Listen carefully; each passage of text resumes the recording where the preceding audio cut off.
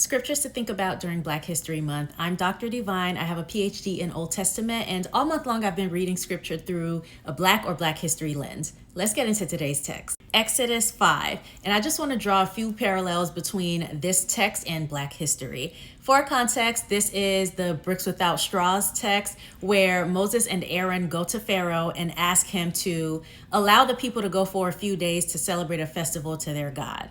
Pharaoh responds and says, I don't know this God. Why would I listen to him? In fact, you guys must be idle, and that's why you have time to ask me to go for this festival. So instead of giving you the straws that we typically would give you so that you can make the bricks, we're going to have you gather the straws yourself and still make the same quantity of bricks that you've been making before. The first parallel that I see is the creation of systems that make it harder for people to accomplish the task that they're supposed to. So here we see Pharaoh saying, don't give them any straws, let them go and gather the straws.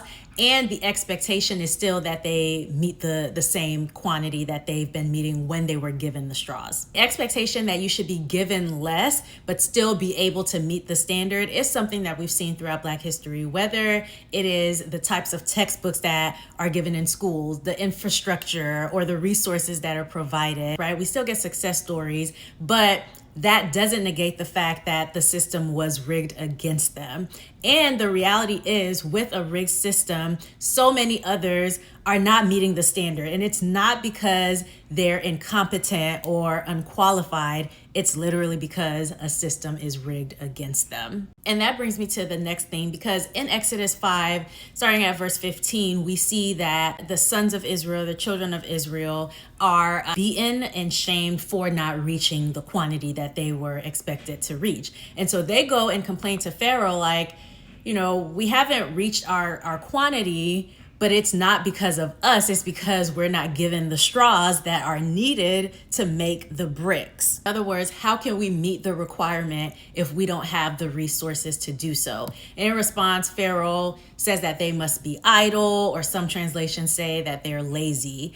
And I think it is very audacious to refer to people as lazy when they are literally the ones who are building your empire. To abuse them and call them lazy when you know you haven't provided what is needed for them to be successful, that's not even just audacious, it's absolutely cruel. But that's some of what we see here in Exodus 5, and unfortunately, it is what we have seen throughout the history of Black people in the United States of America.